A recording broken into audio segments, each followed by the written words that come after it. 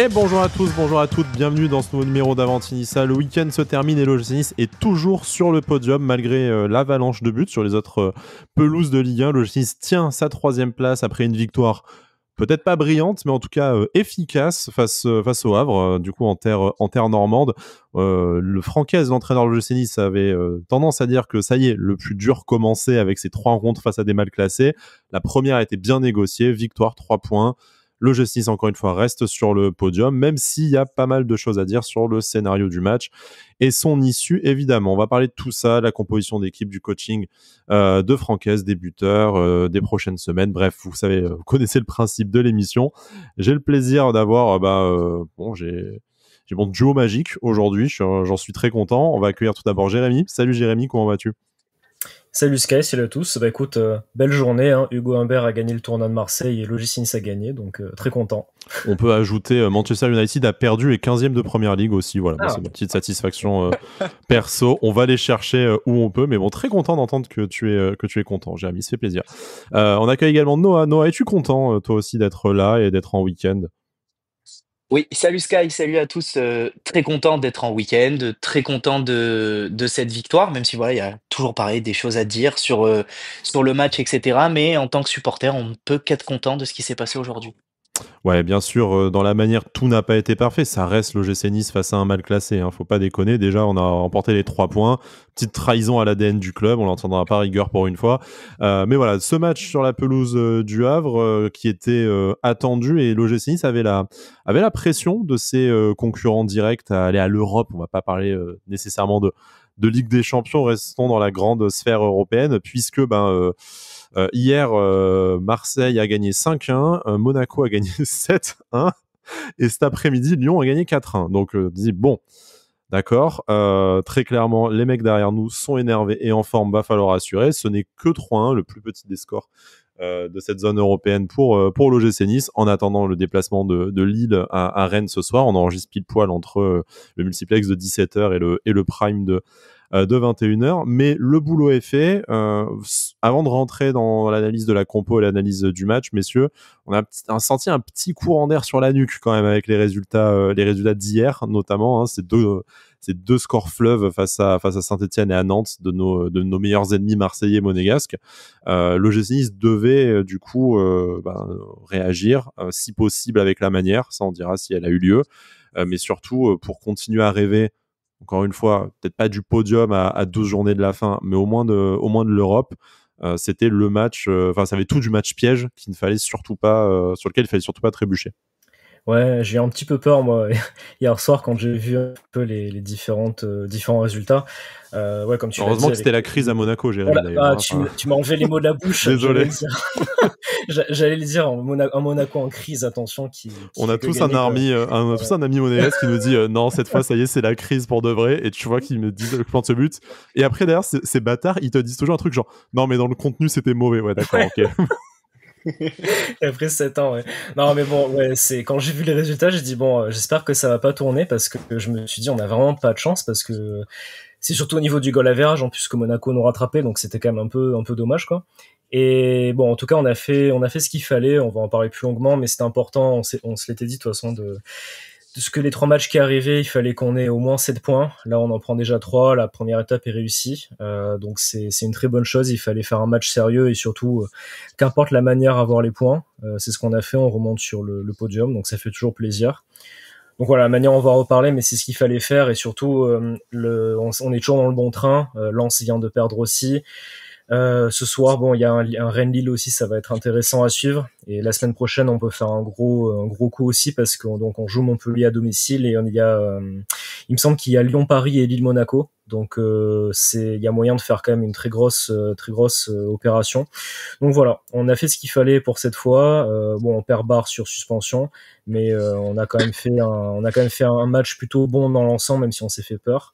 Dévoile pas tout le film du match tout de suite quand même. L'essentiel est fait, les 3 points sont là. Voilà, c'est l'essentiel.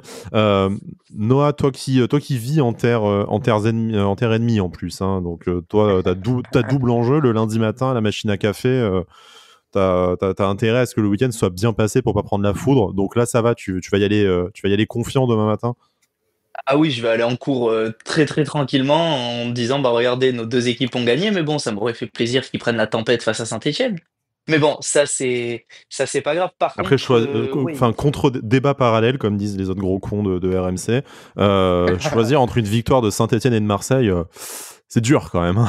Ah, c'est compliqué, c'est vrai. Ouais. Mais Mais bon, toujours bref. ce qui fait les affaires de l'OGC Nice m'arrange. Donc Les affaires moi sont les ça affaires, comme dirait le vieux mème avec le mec exactement avec son verre là. Bon bref, voilà, vous avez l'image en tête maintenant. exactement Donc business is business. business is business sur ce match, du coup, on a fait le taf. Est-ce qu'on peut aller jusque là, au moins avant de parler plus en détail, de se dire que au moins c'était casse-gueule, l'ADN du club face au mal classé, les petites craintes ou la petite pique de motivation envoyée à Francaise à ses joueurs en disant ouais c'est bien face au gros, mais maintenant les points faut aussi les prendre face aux petits ou en tout cas aux mal classés. Ça semble avoir fonctionné. Bah ouais, bah tout à fait. En fait, si on se base juste sur le résultat comptable, on a fait la bonne opération parce que tout le monde, tous nos concurrents directs nous ont mis la pression. Parce que moi, en voyant les résultats au fur et à mesure que le week-end avançait, je me suis réveillé ce matin et j'ai dit, bah en fait, il y a obligation de gagner. Pour rester dans la course, rester accroché. Et ça fait enfin plaisir. Alors, n'allons pas trop vite en besogne, il reste encore 2 matchs face à des mal classés, on va dire. Mais voilà, vraiment, les saisons précédentes, c'était on est les relanceurs des petites équipes. Grâce à nous, ils vont prendre des points, ils vont se maintenir. Maintenant, voilà, il faut garder la même hargne qu'il y a eu face au Havre, aller chercher, bah, sans trop dévoiler ce qui s'est passé pendant le match, mais aller chercher ce troisième but à la toute fin du match à 10, c'est ce qu'il fallait faire, on en avait besoin. Et donc, voilà, très content de ce qui a été fait aujourd'hui et à voir ce qui nous attend pour la suite. Voilà, positif au classement, on l'a dit, on se projettera un peu sur le classement en détail et puis surtout sur les prochaines semaines, là, en fin d'émission. Bon, quand même, ce qui est, vu que je vous avais parlé des résultats de nos concurrents et notamment de Lens qui a chuté et avec Strasbourg qui rentre dans cette zone européenne à la 7e place, c'est-à-dire 7 points d'avance quand même sur les premières places non européennes ce soir, là, en fin de 22e journée. Donc il reste 12 matchs, largement de quoi s'inverser ou s'accroître, mais c'est quand même c'est quand même significatif, 7 points, je trouve. On a rarement été autant en confiance au cours d'une saison comme ça, un mi-février. Enfin bon, faudrait comparer avec les autres saisons, mais franchement, voilà, moi je trouve que ça ressemble quand même à quelque chose, surtout avec ce calendrier a priori favorable, dont on reparlera dans quelques instants, même si on en a déjà spoilé une grande partie. Bref, passons à ce match dans le détail, ce match face au Havre. Francaise qui a dû composer avec quelques absents, et notamment avec l'immense Prince de Béchar. Voilà, ça c'est juste pour moi, mais également avec Youssouf, hein, du coup malheureusement qui n'a pas pu être aligné en défense centrale. Le 11 donnait donc ça dans cette défense à 3 qui est réadoptée désormais par notre entraîneur, même si on verra avec le coaching en cours de partie. Donc devant Marcin Bulka, une défense à 3, Melvin Barr, Dante, Moïse Bombito, une ligne de 4 du coup avec les deux latéraux Abdiklos et un milieu de terrain Santa Maria et Tom Loucher, du coup qui profite de l'absence du Prince de Béchar et de la petite forme physique notamment de Tanguy Ndombele pour être titulaire. Sur les côtés, Mohamed Ali Chaud et Evan Guessant qui servent un incroyable Gaëtan Laborde, encore buteur. Voilà, je résiste pas à l'envie de vous le dire immédiatement avant de parler du contenu de la rencontre. Messieurs, la question sera simple cette fois sur la composition d'équipe. Sans trop de surprise, on peut à la limite dire que Tom Loucher en est une, mais quand on a les informations, voilà, sur les formes physiques, notamment des autres joueurs, ça n'en est pas non plus une énorme. En plus, voilà, Tom Loucher, on l'a quand même vu apparaître plusieurs fois dans le groupe pro depuis un peu plus d'1 an maintenant. Voilà, est-ce que pour vous, il y a un commentaire particulier à faire sur ce 11? En tout cas, sur le 11 qui a commencé la partie. Je pense qu'il y aura peut-être davantage de commentaires intéressants à faire sur le coaching. Pas grand chose, non. L'équipe plutôt attendue. Après pour Loucher, de toute façon, c'était soit Tom Loucher pour moi, soit Tanguy Ndombele. Pablo Rosario revenait de blessure et Sofiane Diop, tu peux pas forcément le mettre au milieu comme ça en début de match dans un 3-4-3. Enfin, ce serait quand même un peu trop risqué, je pense. Ouais, je pense qu'on serait extrêmement offensif du coup, mais je pense que l'équilibre n'y serait pas. Donc je pense que c'est plutôt logique d'avoir Tom Loucher. Tanguy Ndombele peut-être est pas encore assez, il était pas encore assez en forme pour débuter le match. Donc non, voilà. Après l'équipe attendue. Et non, voilà, pas d'autres commentaires. Noah, de ton côté, peut-être en défense centrale, le choix de maintenir Melvin Barr dans cet axe gauche avec l'issue qu'on connaît, mais voilà, qui est logiquement dans la hiérarchie devant Abdelmonem et peut-être aussi sur le bon pied par rapport à Antoine Mendy. Donc voilà, je cherche ce qu'on pourrait dire sur le 11, mais en vrai... On cherche la petite bête. Ouais, voilà, en vrai, logique, logique vu les formes et les forces en présence. Oui, tout à fait. Pour moi, il y a pas de raison à ce que Melvin Barr ne soit pas dans ce couloir gauche. On l'a toujours dit, c'est le dispositif privilégié de Franquès, ce 3-4-3. Et donc, Melvin Barr, je trouve, remplit excellemment bien son rôle de piston. Bon, avec la fin, entre guillemets «néfaste» qu'il a connue, lors de ce match, mais bon, c'est déjà très bien. Voilà, la surprise a été dit par Jérémy, entre guillemets, c'est celle de Tom Louchet, mais bon, au vu de la forme de Ndombele, de l'indisponibilité du petit prince de Béchar, comme tu aimes Ah, l'appeler merci, ça fait Sky, plaisir. donc voilà, c'est compliqué. Franquez a fait avec les hommes qu'il pouvait et non, franchement, pas plus de surprise que ça dans ce 11. Bon allez, passons à la suite, passons à la rencontre. Alors un match qui a commencé très fort, parce que le GC Nice a marqué 2 buts coup sur coup entre le quart d'heure et la 20e minute de jeu.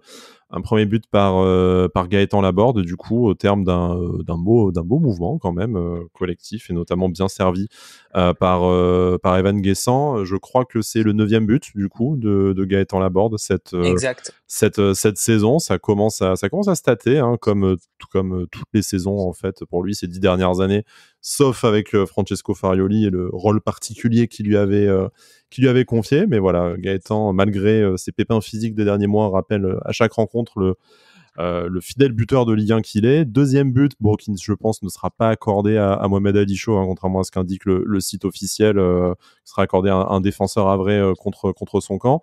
Et puis après, messieurs, j'ai presque envie de dire patatras, c'est peut-être un peu exagéré, mais l'OGC Nice, en fait, si on se concentre sur le premier acte, d'abord, vraiment, on a l'impression qu'on s'était donné le match, c'était rendu le match facile, que Le Havre nous avait aussi avait participé à nous rendre le match facile, et ça n'existe pas avec l'OGC Nice. Il a fallu qu'on encaisse ce but 10 minutes après, et à partir de là, on a quand même l'impression que on avait un peu moins la maîtrise du ballon, et si on est resté quand même à peu près solide en termes statistiques, sans dire que Le Havre était dominateur, il faisait quand même plus que rivaliser avec nos Aiglons. Et tu rentres à la mi-temps en te disant que ça peut tourner dans les deux sens très, très rapidement. Ouais, mais moi, 2-0, j'étais pas serein de toute façon, parce que y avait Je pas connais trop bien notre club, tu sais que même à 7-0, tu n'es pas serein. Enfin, tu vois. Moi, 7-0 au bout de 10 minutes, je suis pas serein. Moi, je me souviens, face à Saint-Etienne, j'ai pas été serein en le penalty de Pablo Rosario, tu vois. Sinon. Non, temps Disney, la seconde mi-temps, on avait encore peur, ouais. Ouais, voilà. Non, mais enfin, c'est vrai que je me suis dit, en fait, si on arrête de jouer comme on a un peu l'habitude sur les derniers matchs à l'extérieur, quand on mène, si on arrête de jouer, on risque de reprendre un but assez rapidement. C'est encore une fois ce qui s'est passé. N'empêche, ça commence à devenir un peu lourd quand même, cette histoire-là. Justement, Francaise râlait un petit peu, dire qu'on faisait pas un pressing assez haut sur le terrain. On a trop reculé encore une fois, et on a trop laissé le ballon au Havre, on les a trop laissé un peu faire ce qu'ils voulaient, quoi, hein, trop s'approcher de la surface.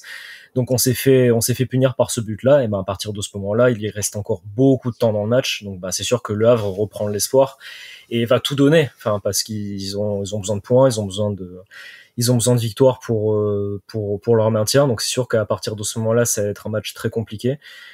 Donc voilà, on a encore fait cette petite erreur-là qui nous a rendu le match quand même beaucoup moins facile, et après, au lieu d'avoir un match plus pas en gestion justement, mais un match où on aurait pu être un peu plus tranquille, on a encore passé quand même un bon moment à stresser, même si on a eu des phases où c'était dur, mais on a tenu le coup, des phases où on a eu un peu plus le ballon. Mais le deuxième acte plus tard, Jérémy, je voudrais juste quand même entendre Noah d'abord sur le but à vrai. Jérémy, tu disais qu'on a reculé et qu'on a cessé un peu le pressing. Pour être encore plus précis que ça, moi je voudrais quand même dire l'attentisme de toute la défense, et j'aurais bien du mal à dégager, vous allez peut-être m'aider à y arriver, j'aurais bien du mal à dégager un joueur qui a rempli son rôle sur l'action avec le but avré, parce qu'en fait, t'as l'impression que tout le monde lâche le marquage, le porteur du ballon, lâche l'action du regard. Enfin, t'as l'impression que On se bloque tous plus ou moins sur la ligne des 16,50 m et on regarde le Havrais, du coup, on le laisse armer sa frappe, tenter sa chance. Après, voilà, à vous deux de me dire si Marcin Bulka est irréprochable sur la frappe, mais en fait, j'ai même pas envie de lui en vouloir sur cette action, tant on laisse le mec armer sa frappe et tirer en pantoufle, en fait. Donc peut-être que notre gardien aurait pu faire mieux, comme il le fait plus tard dans le match, notamment. Mais sur cette action-là, vraiment, tu fais comme l'a dit Jérémy, en fait, tu laisses ton adversaire revenir au score dans les meilleures conditions. C'est ça en fait, c'est que on les laisse revenir et puis voilà, comme tu l'as très bien dit, Sky, l'attentisme de la défense est limite angoissant. C'est-à-dire, si on pose les bases de ce match, c'est que Le Havre, ça reste quand même la lanterne rouge. Ils l'ont dit aux commentaires quand même que c'était une équipe au niveau de l'expected goal qui se crée énormément d'occasions, donc il y avait certaines armes offensives. Maintenant, je ne comprends pas comment on peut le laisser contrôler, tirer, etc. Alors, c'est toujours pareil, hein, pour éviter un but, il suffit que le gardien le sorte, hein. Mais bon, on peut pas jeter pour moi, on peut pas jeter la pierre sur Bulka sur cette action-là, simplement parce que la défense est beaucoup, beaucoup, beaucoup trop attentiste devant lui. Que simplement, il faut arrêter de laisser les mecs tirer et de se croire au centre commercial en les regardant faire leurs achats, quoi. Il faut aller sur le joueur, il faut l'empêcher de tirer, il faut monter au tir. Moi, quand je jouais au foot, on m'a toujours dit monter au tir, monte au tir, monte au tir, simplement pour gêner l'angle qu'il veut prendre. Et là, il était en pantoufle, le mec limite il était en costume et c'était magnifique, quoi. Ça fait Il se comme fait du jamais. beau et exactement, voilà, comme dirait Maître Gims. Mais bon, voilà, ça commence à devenir insupportable, quoi. Ça Ouais, commence à Jérémy, devenir très, Il y très a, lourd. c'est un but qu'on a souvent vu quand même face à OGC ouais, Nice, face à il y a d'autres que équipes Dante aussi qui court. probablement. Il y a que Dante qui court sur l'action, mais il part de trop lent en fait. Si vous regardez, Exactement. il fait toute la surface pour essayer d'arrêter, et t'as tout le monde qui regarde. Et ouais, Ouais. comme tu dis, Sky, il y a beaucoup de buts qu'on s'est pris comme ça, où je trouve qu'en fait on joue trop bas. Sauf que au final, après, il y a plus personne qui ressort sur le porteur du ballon adverse, qui peut faire ce qu'il veut, donc soit une frappe, soit centré dans la surface de manière plus précise, mais à chaque fois on prend des buts comme ça, et j'avoue que j'ai un peu de mal à comprendre. Et surtout on le sentait venir, parce qu'encore une fois c'était un peu trop un peu trop tranquille, un peu en mode on mène 2-0 donc c'est bon. Mais non, enfin c'est plusieurs fois qu'on se fait avoir comme ça, plusieurs fois qu'on subit trop, et au final les mecs en face, ça reste des très bonnes équipes de Ligue 1 aussi, donc voilà, ça pardonne pas. Tu dis le bon mot en disant subir, parce que tu peux être trop tranquille et en fait gérer ton match avec la possession, en faisant tourner le ballon, en faisant un peu, en ralentissant le tempo. Mais en fait, tu as l'impression qu'à l'OGC Nice, tu abandonnes carrément le contrôle du match à l'adversaire, et on n'est peut-être pas assez bon ou assez solide défensivement cette saison, comme on a pu l'être avec Dante et Todibo au hasard, et Bulka Prime, pour se permettre de totalement abandonner le jeu à des adversaires, fût-il avant-dernier de Ligue 1. Même, comme tu dis, Jérémy, ça reste des footballeurs professionnels. Déjà que on se prend des doublés en 2 minutes en fin de match face à des non-professionnels, donc imagine des pros, quoi. Non, ouais, c'est ça. Après, je sais pas trop dire si c'est un souci vraiment collectif, ou si c'est vraiment la défense qui joue trop bas. Moi, je pense que il y a un peu des deux, parce que justement Francaise à un moment donné râlait un petit peu parce que nos attaquants, en fait il y a deux choses. Il a raison, nos attaquants gardent pas suffisamment le ballon dans ces cas-là. Je trouve qu'ils perdent trop vite, que ce soit Mohamed Ali Chaud, Evan Guessant, Gaëtan Laborde. À chaque fois dans ces cas-là, je trouve qu'ils gardent pas un ballon devant. Donc c'est sûr que ça rend C'est vite les explosé. choses un peu plus compliquées, voilà. Après, en défense, elle joue trop bas, donc les adversaires ont beaucoup d'espace pour remonter le ballon. Et après, la défense ressort pas. Donc en fait, en plus Bulka, le problème c'est que je le trouve un peu plus lent sur cette action. On va dire, il aurait pu la sortir, je pense, mais je lui en veux pas forcément non plus. Par contre, il est masqué en fait par le nombre de joueurs aussi qu'il a devant lui. Parce que c'est sûr que quand la défense joue aussi bas, lui le problème c'est que le temps qu'il voit le ballon arriver, il peut être aussi rapide qu'il veut, c'est quand même, ça reste compliqué. Donc ouais, c'est vraiment une des rares choses là que j'ai à redire sur ce match-là aussi, parce que je trouve qu'on a quand même fait un peu plus de maîtrise après par la suite, mais je trouve qu'il faut vraiment qu'on arrête de se déconcentrer dès qu'on mène au score comme ça à l'extérieur, que ce soit 1, 2 ou 3-0, il faut qu'on continue à jouer. Alors je dis pas qu'il faut jouer à 200% à fond, il y a des moments où on peut, si on mène 2-3-0, on peut un peu plus gérer le ballon, tout ça, gérer un peu plus les espaces, la mais il faut gestion pas arrêter de jouer, quoi. gérer et subir, c'est deux choses différentes, et j'ai l'impression qu'il y a une petite marge de progression pour le GC Nice aujourd'hui là-dessus, où tu peux un peu neutraliser le jeu, mettre le jeu le match à ton tempo. Et là, j'ai vraiment l'impression qu'on a quand même vite abandonné le contrôle du match au Havre, et qu'on l'a un peu récupéré, en tout cas que ça s'est un peu rééquilibré en deuxième partie de match. Pour terminer sur cette première période, pour terminer de mon côté en tout cas, moi je voulais quand même souligner ces deux magnifiques actions collectives qui mènent au but. Alors bon, l'occasion de dire tout le bien qu'on pense de Gaëtan Laborde, je l'ai déjà fait, je vais pas vous saouler avec davantage que ça, même s'il est élu homme du match aussi, encore une fois, bref. Mais voilà, cette magnifique entente entre Evan Guessant et Gaëtan Laborde, Mohamed Ali Chaud qui, ne sera pas crédité du but, mais pousse à la faute le défenseur havrais. Et moi, ce que j'ai beaucoup aimé, je le cite en première période aussi parce que c'est lui qui provoque le but avec son centre. C'est le match de Jonathan Klaus qui avait été peut-être un peu en difficulté sur certaines rencontres ces dernières semaines, en tout cas cité comme tel par nos amis supporters. Là, on a vu toute la palette de Jonathan Klaus qu'on apprécie depuis son arrivée à l'OGC Nice. Très dangereux offensivement. Il a apporté quand même beaucoup de choses avec ses coups de pied arrêtés et ce centre-là, mais aussi défensivement, où j'ai trouvé que le côté droit Bombito-Klos a quand même bien fonctionné globalement. Oui, je pense aussi que, en fait, ça fait plaisir de voir Klose revenir à ce niveau-là, et je pense sincèrement, Sky et Jérémy, vous me direz, hein, mais je pense que ce but face à Lens, cette patate dans la lucarne, a beaucoup servi à le mettre en confiance. Alors c'est certes, ça reste que le match d'après, mais je pense que ça sert beaucoup pour un joueur, voilà, qui est quand même dans un système qui est le 3-4-3, qui est avant tout à vocation offensive. Alors évidemment, on demande à Jonathan Klaus de défendre et pas forcément de mettre des buts. Mais je pense que voilà, voir que maintenant, de plus en plus, il est dangereux offensivement, de par ses centres, de par ses coups de pied arrêtés, de par même sa qualité de frappe, hein. On a pu l'admirer rien que le week-end dernier.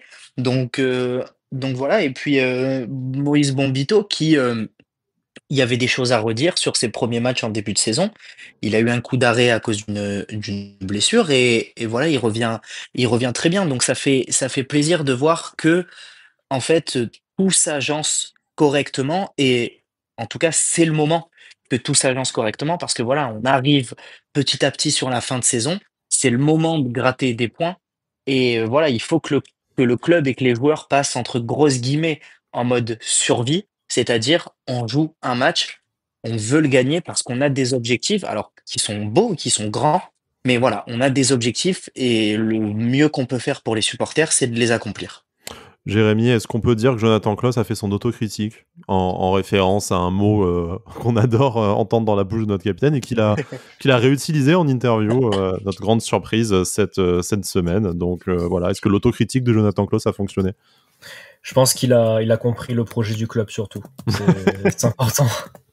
Non, Jonathan Klaus, il a fait un très bon match. Ouais, je trouve que ça fait là 2 matchs où c'est bien. En tout cas, ça fait de très bons matchs. Moi, ce que je note notamment, c'est que défensivement, il est beaucoup plus costaud. Je trouve qu'il y a beaucoup moins de choses qui passent de son côté. Alors, est-ce que c'est aussi avec Moïse Bombito qui joue à droite? Je sais pas, mais en tout cas, lui déjà, je trouve que personnellement, c'est bien mieux de ce côté-là. Offensivement, je trouve que il a toujours été très bon. Il a toujours beaucoup apporté, donc rien à dire de ce côté-là. En tout cas, voilà, défensivement, c'est beaucoup mieux.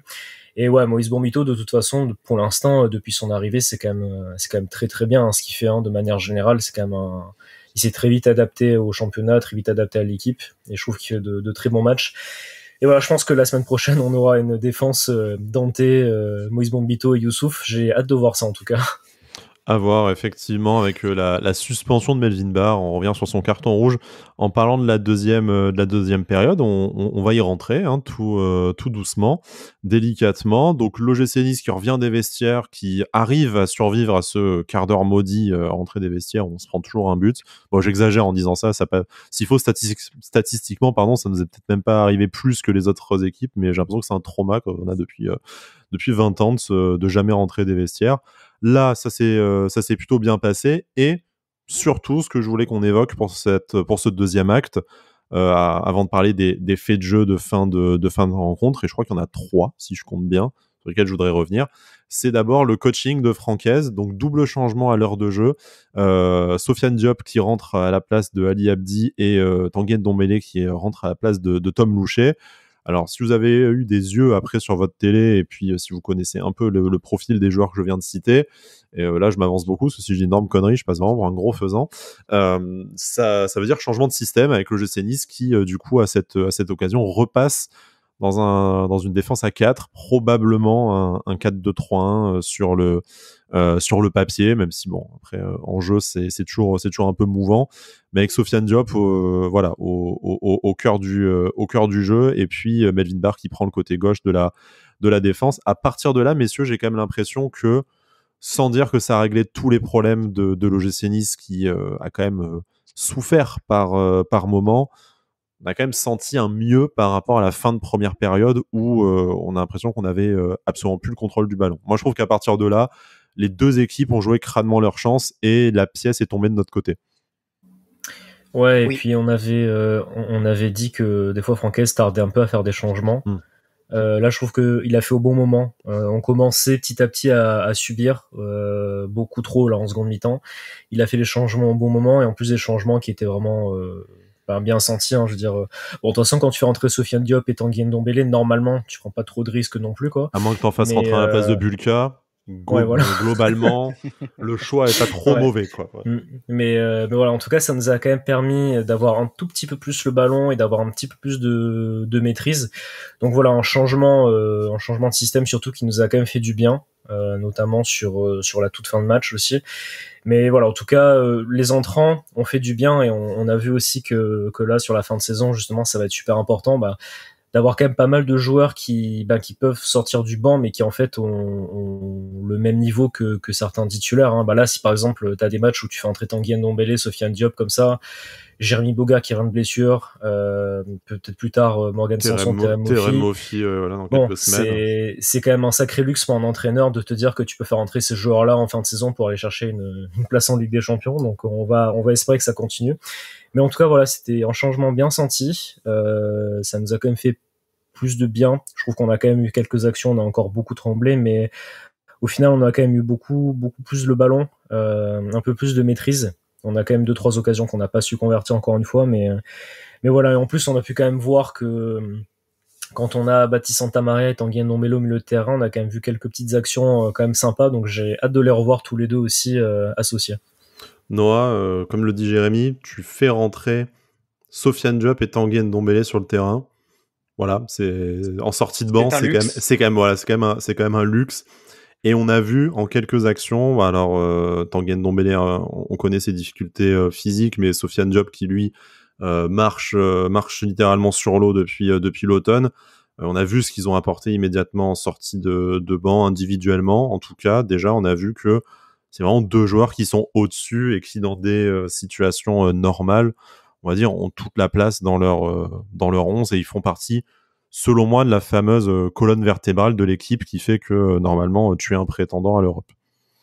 Tout à fait, Sky. Moi, j'attends qu'une seule chose, c'est de retrouver Tanguy Ndombele à son prime, il faut dire la vérité. Parce que on sent que même s'il y a des pépins physiques, même si, comme peut-être pour un combattant de MMA, il n'est pas au poids, il faut dire la vérité. Peut-être qu'il a quelques kilos en trop encore qui l'empêchent peut-être d'exploiter son plein potentiel. Mais quel plaisir de voir jouer ce joueur. Et tant mieux qu'il soit sous nos couleurs, parce que j'aimerais pas qu'il soit dans une équipe adverse. Il apporte au milieu, et moi, je trouve que l'association entre lui et Hicham Boudaoui, quand ils sont ensemble sur le terrain, mais j'ai l'impression de voir un milieu de terrain qui marche sur l'eau, concrètement. C'est, c'est incroyable.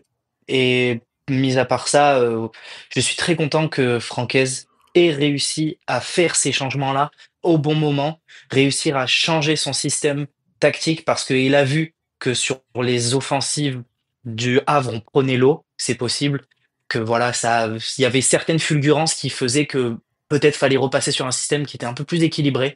Il l'a fait, on est repassé à 4 derrière, ce qui te donne une meilleure stabilité défensive.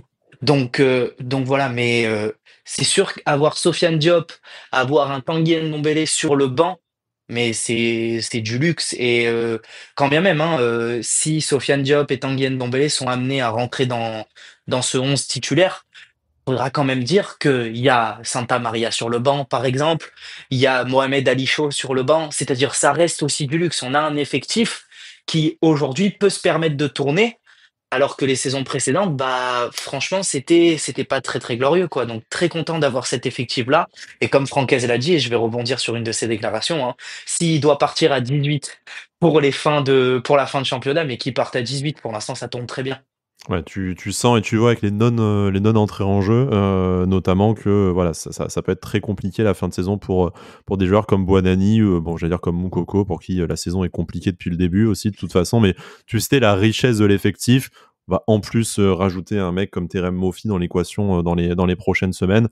Ça fait vraiment mal à la tête. On est content on est content de pas les avoir dans l'équipe d'en face, comme tu dis. On est un peu aussi content de pas être à la place de Franquès qui va devoir faire ses choix dans les prochaines semaines. Les choix, ils ont été bons cet après-midi parce que tu as cette entrée de Jérémy Boga, voilà, qui revient de blessure, qui a vraiment une saison pourrie pour l'instant, hein, physiquement, et qui rentre à la 81e minute à la place de Gaëtan Laborde. C'est Van Guessant qui reprend l'axe du coup de l'attaque.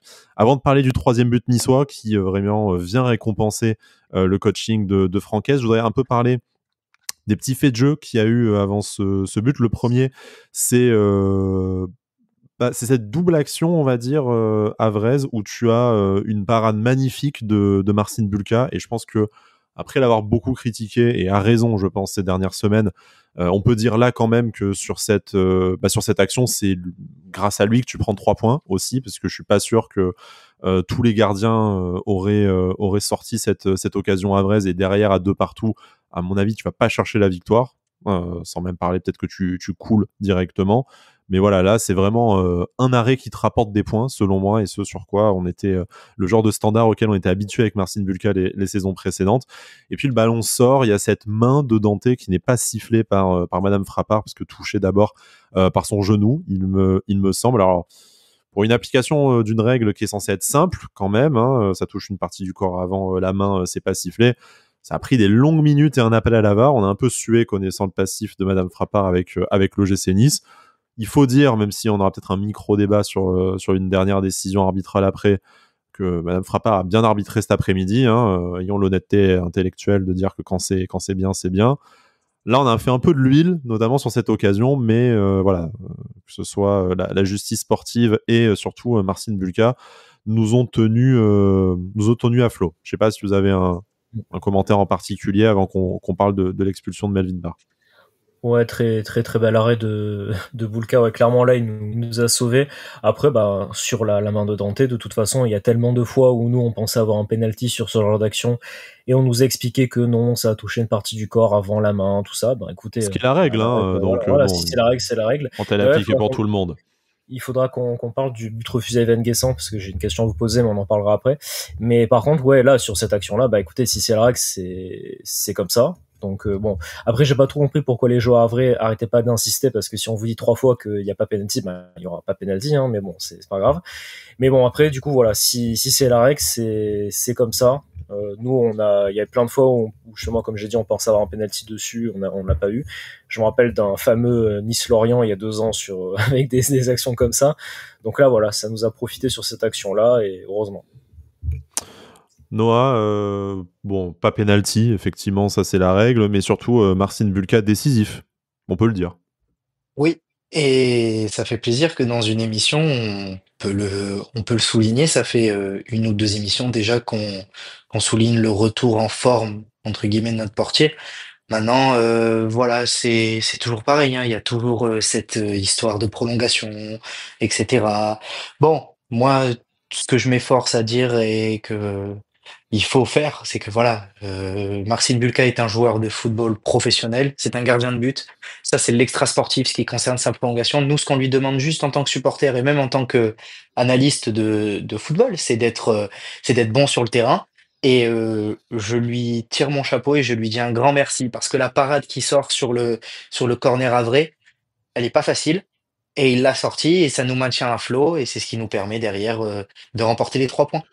On a flippé jusqu'au bout, messieurs, parce on finit le match à 10 quand même. Alors, pas pour longtemps, hein. C'était dans les arrêts de jeu, si j'ai bien la chronologie de l'action en tête, avec Melvin Barr qui prend un deuxième jaune. Il s'était mis en difficulté début du match, vers la demi-heure de jeu, avec ce premier carton jaune. Malheureusement, à quelques minutes près, ça aurait pu passer à l'as, mais voilà, sur un duel où il arrive en retard, il lâche son pied, il fait tomber le Havrais. Bon, ça vaut un deuxième jaune. C'est sûr que la conséquence, ça veut dire rouge. C'est forcément un peu plus grave qu'un jaune en cours de match, mais pas grand-chose à dire. Melvin Barr, on peut pas dire qu'il a fait un mauvais match, mais il y a ces deux actions qui malheureusement sont indignes de son niveau et de sa lucidité habituelle, qui heureusement ne nous coûtent rien, mais qui nous priveront de notre latéral gauche ou défenseur central gauche pour la prochaine rencontre. Alors, on le disait, hein, on louait la qualité de notre effectif, voilà, que ce soit les défenseurs centraux, avec la possibilité de voir Youssouf notamment rentrer dans le 11 si c'est une défense à 3, et puis de toute façon, même en cas de défense à 4, Ali Abdi qui fera très bien le job. Sportivement, on va dire que a priori les dommages seront limités, mais ça vient peut-être ternir la copie de l'ancien Lyonnais. Ouais, c'est sûr que c'est dommageable. Bon, après, sur les deux jeunes, j'ai pas grand chose à dire. Il y a faute à chaque fois. Enfin, il faudra quand même que je revoie le deuxième en fin de match, mais il me semble qu'il y avait faute. Après, non, voilà, en fait, dans l'ensemble, il a fait un bon match. Je trouve qu'il a quand même beaucoup compensé défensivement aussi, parce que sur son côté, il y a quand même pas mal de choses qui sont passées. Donc, il a fait un peu ce qu'il pouvait en étant un peu décalé, on va dire latéral gauche, un peu en défense centrale aussi. Il a fait beaucoup de travail. Après, voilà, sur les deux actions, limite, enfin, la deuxième faute pour moi, c'est limite il s'est sacrifié en fait, hein, pour pas laisser passer le Havre, le Havre aller dans la surface, parce que s'il allait dans la surface, à mon avis, on n'était pas loin de l'égalisation. Donc je pense qu'il s'est un peu sacrifié sur ce coup-là. Donc bon, c'est dommage qu'il soit pas là pour le prochain match. Ça lui permettra aussi peut-être de souffler un peu. Après, je pense qu'on a les solutions pour le remplacer, même si ça reste un de nos meilleurs joueurs de toute façon. Mais voilà, s'il loupe un match, je pense, enfin, j'espère qu'on pourra y arriver sans lui. Mais voilà, sûr que c'est dommageable. Après, non, j'ai pas, pour moi, sur les deux fautes, il y a bien jaune et il y a rien de scandaleux en tout cas. Noah, c'est pas parce que Roberto Bardos est un des chouchous de l'émission depuis son arrivée, hein, les plus fidèles d'entre vous le savent, mais Jérémy, tu fais bien de souligner, c'est absolument pas pour le défendre, il aurait pu très bien s'éviter ces deux jaunes, mais pour contextualiser un peu ces deux fautes-là, c'est vrai que dans la lignée de ce qu'on disait tout à l'heure, on a quand même l'impression que le côté droit, et je vais dire tout le côté droit, Guessant, Klose, Bombito, a quand même mieux fonctionné défensivement que le côté gauche Shaw Abdi Barr, qui était plus déséquilibré. Alors c'était peut-être une consigne aussi, parce qu'on a vu Melvin Barr beaucoup plus souvent aux avant-postes que Moïse Bombito, hein, donc je pense que ça faisait partie des consignes tactiques de Francaise de coulisser davantage vers la gauche, mais ça a peut-être un peu coûté une surexposition à Melvin Barr, qui encore une fois aurait dû mieux négocier ces deux actions qui lui valent un carton jaune et in fine un rouge, mais voilà, peut-être aussi également un peu plus sujet à devoir faire ce type de sacrifice. Oui, tout à fait. J'ai écouté les commentateurs de DAZN qui disaient que bah l'ailier droit de l'équipe du Havre, alors pardonnez-moi, j'ai plus le nom, hein, je pense que aucun d'entre nous n'a ce nom-là, mais Probablement je Joujou, sais, n'est-ce pas? Joujou, je crois, ouais. voilà, Joujou, il me semble. Ouais. Je voilà. triche, j'ai le Alors 11 sous voilà. les yeux, hein, donc voilà, tu es tout Donc pardonné. bah alors tout parfait. Et donc, il y a une statistique qui est sortie durant le match, c'est que c'est, l'un des, meilleurs dribbleurs de Ligue 1. Donc Mm. forcément, c'est un joueur qui apporte de la percussion, qui apporte, voilà, quelque chose, offensivement de très fort pour cette équipe du Havre. Et donc voilà, je pense que Melvin Barr a été mis en grande difficulté par ce joueur-là. C'est d'ailleurs pour ça, je pense aussi que le côté droit de cette équipe niçoise a mieux marché sur le plan, défensif. Après, on peut pas en vouloir à Barre. Peut-être on peut lui en vouloir à la limite sur le premier carton jaune qui, dans mes souvenirs, est une légère poussette parce qu'il se fait prendre de vitesse. Donc voilà un petit geste d'humeur de la part de notre piston gauche. Mais franchement, j'ai envie de dire heureusement que ce carton est arrivé si tard dans le match. Et puis bon, bah on connaît la chanson, hein. Une fois qu'on finit le match à 10, hein, on n'est jamais très très serein. Il fallait faire le dos rond. on l'a fait et ça nous a amené à marquer ce 3e but qui nous assure la victoire. Il restait, heureusement peu de temps. Tu parles du troisième but, Noah, parlons-en. Une Transition magnifique, toute faite. voilà, une transition toute faite. Le jeu Nice, roi de la transition aussi. De toute façon, les commentateurs en parlaient que c'était l'équipe qui avait marqué le plus en Ligue 1 sur des situations de contre. Faudra apprendre à pas les encaisser, comme tu me disais, Noah, avant l'émission, mais bon, c'est trop tard pour cette pauvre Coupe de France 2025. Bref, l'OGC Nice, du coup, qui se rend à la fin de match, je vais pas dire facile, parce qu'on a fait de l'huile, mais qui en tout cas délivre ses supporters avec ce troisième but inscrit par Sofiane Diop. 6e but déjà cette saison aussi pour Sofiane Diop, qui devrait, si tout se passe bien, et je touche du bois en vous disant ça, revenir sur les stats de sa très belle saison à Monaco, qui avait poussé l'OGC Nice à débourser 22 millions d'euros sur lui environ. Donc voilà, là Ils étaient déjà en crise à l'époque en plus. Ils étaient déjà en crise. Ouais. Ils sont souvent en crise de toute façon. Ils sont souvent en crise entre la 2e et la 3e place de Ligue 1. Effectivement. Ah ouais. Mais bon, après, ils sont en crise quand tu leur envoies Terem Moffi en phase 2 en contre, au Louis II. Bref. Donc, Sofiane Diop qui marque au terme d'une magnifique action collective. Si je dis pas de bêtises, 100% coaching francaise, parce que ça part de Ndombele. Sur le côté pour Jérémy Boga, qui du coup signe sa première passe décisive de la saison. Il m'a semblé comprendre pour Sofiane Diop, centre en retrait très inspiré d'ailleurs, plutôt que de la mettre dans le paquet. Donc on est content pour ces 3 joueurs à différents titres, mais en tout cas ça vient aussi récompenser un OGC Nice qui a certes un peu ployé sur certaines actions et qui a dû s'employer comme Marcin Bulka, mais qui a toujours qui a jamais parqué le bus et qui a cherché jusqu'au bout à exploiter au maximum ses qualités en transition. C'est signé avec ce troisième but qui du coup fait du bien, et on en est à regarder aussi fait du bien au goal average, vu que toutes les autres équipes marquent 17 buts par match environ, donc nous on en est à compter au but près également. Ouais, puis comme tu as dit, l'action elle est magnifique parce que franchement c'était vraiment ce que voulait le jeu, on va dire. La passe de Ndombele comme ça dans la profondeur, et puis le centre de Boga magnifique aussi. J'avais même pas vu moi Sofiane Diop en bas de l'écran.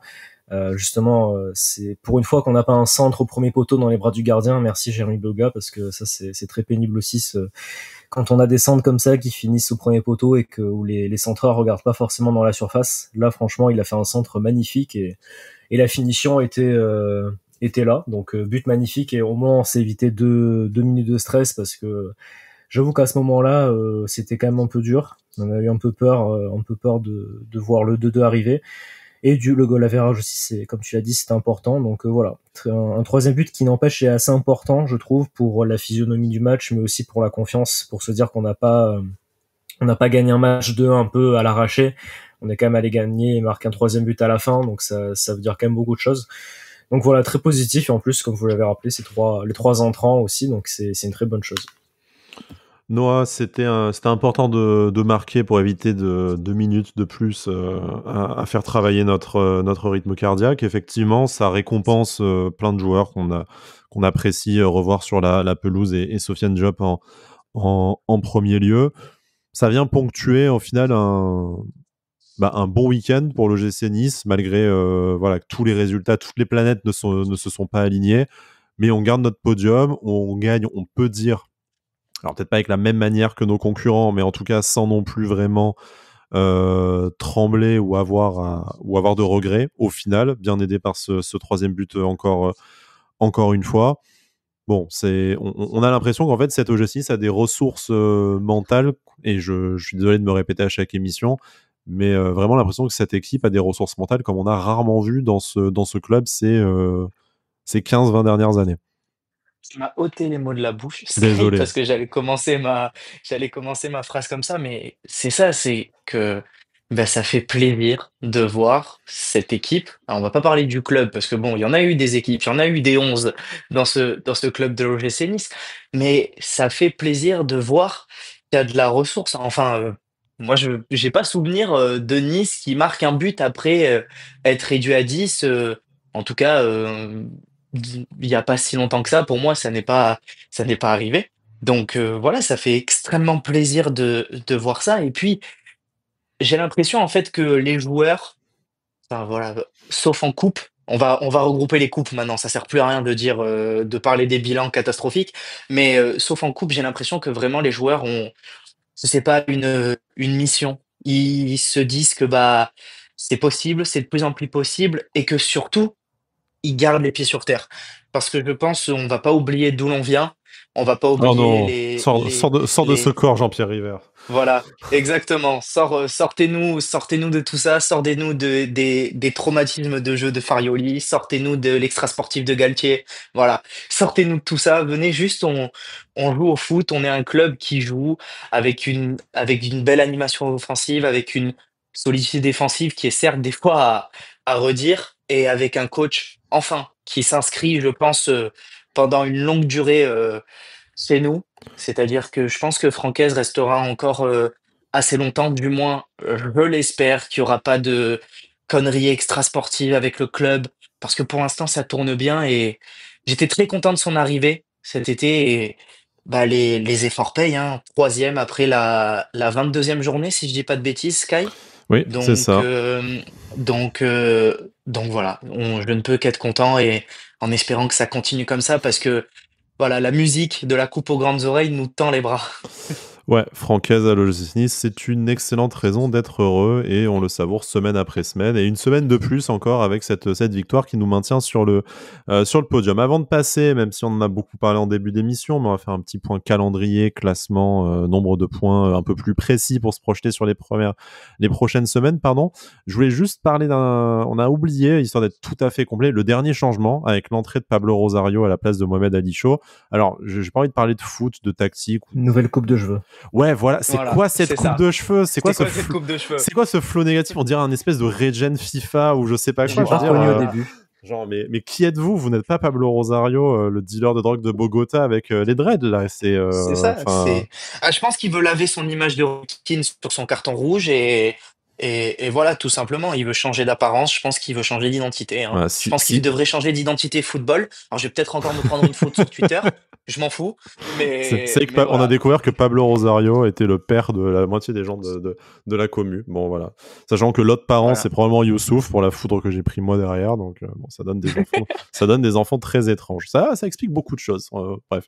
Non, mais bon, pour revenir, enfin, si Pablo, tu écoutes cette émission, non, sans déconner, frère, enfin, refais quelque chose là, parce que là, voilà, on a l'impression d'avoir un des joueurs interchangeables qu'on a eu ces 15 dernières années et voilà, on a besoin de flow positif pour cette fin de saison parce que l'équipe est belle, balle au pied, on a envie qu'elle soit belle sur la photo sur le podium en fin de saison. Bref, voilà, c'était le point capillaire de cette émission qui décidément ne sait plus quoi raconter comme connerie. Passons aux prochaines semaines. Du coup, l'OGC Nice, prochaine rencontre, c'est à la maison face à Montpellier dernier du coup de Ligue 1 qui s'est pris voilà une trempe Une tempête. une tempête face à Lyon. Donc bon, l'histoire ne dit pas si voilà, si Lyon a acheté le match comme ses rencontres face à l'OGC Nice, mais en tout cas, voilà, ça prend trempe sur trempe, Montpellier, donc victoire obligatoire. Je vous pose même pas la question naturellement. C'est la deuxième étape de ces 3 matchs importantissimes face aux 3 derniers du classement, avant qu'on commence à rentrer dans des rencontres un peu plus délicates face à des concurrents à l'Europe. Je pense notamment à Lyon et Monaco qui arrivent au courant du mois de mars. Maintenant, messieurs, voilà, la question est simple. Victoire obligatoire face à Montpellier. Si tout se passe bien, que l'OGC Nice assume son statut, Jérémy le spoilait un peu en début d'émission. T'as quand même des matchs intéressants de l'autre côté, hein, notamment ce Lille-Monaco. Bon, Marseille se déplace à Auxerre, qui a un petit coup de moins bien, certes, mais tu as aussi Lyon qui reçoit le Paris Saint-Germain. Bon, il y aurait pas un petit coup à faire quand même là? Clairement, et j'espère qu'on va y arriver parce que je sais pas trop comment ça va tourner, mais c'est vrai que le Lille Monaco aura joué en semaine mardi, je crois. Oui, c'est mardi contre Benfica. Donc bon, ils vont enchaîner les matchs, donc on va voir comment ça se passe. Lyon-Paris. Ils vont perdre, donc ils vont être en crise, donc ils vont mettre 8 buts après. Voilà. 8-1. Et après, non, il y aura le Lyon-Paris qui va être important aussi. J'espère que Paris pourra un peu faire le travail, parce que Lyon, n'empêche, ils continuent, ils sont quand même, ils sont en forme aussi. Donc il va falloir les surveiller, entre guillemets, quoi. Il va falloir faire attention. Et je sais pas contre qui joue Lens aussi, mais là, vu qu'on les a mis à 7 points, on a un peu plus de marge. Mais c'est vrai que Lens va à Nantes, ce qui est quand même vachement moins emballant. Après, Nantes va faudra peut-être pas se prendre 7 buts à chaque match non plus. Non, mais voilà. Nantes, si c'est pas Nice en face, de toute façon, ils jouent pas. Donc, il y a que Nice. Exactement. Il faut jouer Nice à la Beaujoire chaque saison, et c'est tout. Avec un changement d'entraîneur dans la semaine, voilà. Et puis c'est bon. Vous avez victoire de Nantes. Seule victoire sur les 15 derniers matchs contre le GC Nice. Tout ça chaque année, voilà. Bah, moi, si je peux rajouter quelque chose, c'est que simplement, à chaque fois, dès qu'il y a un coup à faire, Nice, c'est compliqué de jouer les coups. Oui, mais est-ce qu'on l'a pas fait ces dernières semaines, justement? Parce que cette troisième place, tu l'obtiens parce que tu profites du faux pas de Lille, tu assumes ton statut. D'ailleurs, face à un autre club concurrent à l'Europe, face à Lens. Donc, est-ce que cette saison, justement, l'habitude de la marche, on se la prend, on se la ramasse, on se casse les dents et on finit en pleurs à l'hôpital, est-ce que t'as pas l'impression que cette saison, c'est la saison où ça y est, en championnat en tout cas, ne parlons pas de la Coupe d'Europe ni de la Coupe de France, mais en championnat, t'as l'impression que on les a un peu franchis à chaque fois, ces caps et ces moments charnières. Simplement, moi, je vais jusqu'à y rappeler le coup qu'il y avait à faire pour les mettre à distance, etc. Alors, c'était une distance de 3 points, de 4 points, je sais plus concrètement quand est-ce qu'on en était là, mais c'était le match face à Lille, où on mène 1-0.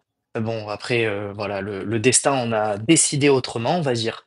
Donc voilà, c'est pour ça que j'ai mis des réserves. Mais bon, on va se dire que, alors, sans rabaisser nos voisins héroltais, hein, mais voilà, ça reste Montpellier qui est dernier de Ligue 1, mais qui, attention, joue sa survie. Donc voilà, mais évidemment qu'il y a un coup à faire sur la journée, sur cette 23e journée de championnat, parce que simplement, t'as des concurrents directs qui s'affrontent. Et puis, moi, j'ai qu'une hâte, c'est que je l'ai déjà coché, cette date, ce dernier week-end de mars, où nous affrontons nos très chers voisins monégasques, les fameuses princesses. Et voilà, c'est juste, j'aimerais aller à ce derby l'esprit léger, c'est-à-dire avec un peu d'avance. Et ça, ce serait magnifique. Ce serait le rêve absolu. Est-ce que princesse, c'est pas sexiste et homophobe? Pardon, non, je vais avoir des problèmes après si je me lance dans ce genre de débat. Attention, Sky, Jean-Pierre River, je crois qu'il est sur le point de t'appeler pour te censurer. J'ai un double appel, mince. Voilà, il va me pousser sous le bus et dire que c'est de ma faute, et puis le stade il est vide à cause de ça. Et puis, même Jim Tony qui va te censurer, ça y est, c'est fini. Allez, bon, ça c'est déjà fait depuis très longtemps. Pardon. Passons sur Jim Tony, qui en plus ça est un cocktail dégueulasse pour les amateurs d'alcool tels que Gaëtan Laborde. Tout le monde le sait très bien. Bon, il est temps que cette émission s'arrête, je pense. OG6 est 3ème dimanche soir, c'est très bien. On attend. On va garder un petit œil quand même sur la dernière rencontre. Bon, quand vous écouterez cette émission, que nous enregistrons avant Rennes Lille, vous aurez déjà l'issue de la rencontre. Mais bon, si on pouvait faire un petit trou supplémentaire sur nos poursuivants. On le rappelle, le GC Nice est bien calé à la 3ème place avec 40 points, égalité avec le voisin Oni Monégasque 4ème avec 40 points et qui est toujours derrière malgré ses 17 buts par match, à la différence de buts. On va voir si Lille se rapproche à 2 points en fonction de son résultat de ce soir. Sinon, Lyon 36, Strasbourg 33, Lens 33, Brest 32. Il y a un premier trou qui est fait sur ces places non européennes. Voilà, bon, c'est sûr que maintenant tu n'as plus envie de jouer la Conference League, mais on verra bien. En tout cas, on pourrait s'assurer une 2e qualification européenne d'affilée, ce qui n'est plus arrivé depuis les années Lucien Favre. Donc ça commence quand même à faire très longtemps. Messieurs, merci de m'avoir tenu compagnie pendant cette petite heure d'émission. On a été un peu plus raisonnable cette semaine, mais écoutez, quand il y a quasiment que des choses positives à dire, on s'en réjouit, mais c'est forcément un peu moins facile que quand il y a du sang et des têtes à arracher. On se retrouve du coup très certainement la semaine prochaine, si tout va bien. Je sais pas très bien quand dans le week-end, on n'a pas encore fait notre emploi du temps, on a tellement des vies sociales de dingue tous les trois en plus que c'est compliqué d'accorder nos emplois du temps entre deux ciné et 2 grasses mat. Bref, passez une très bonne semaine. L'OGC Nice est sur le podium. Normalement, il n'y a pas de pluie de prévu, donc que de raison d'être heureux. Vivement qu'on se retrouve la semaine prochaine pour parler, on l'espère, d'une nouvelle victoire. Et d'ici là, Issa Nissa. Issa Nissa. Issa Nissa.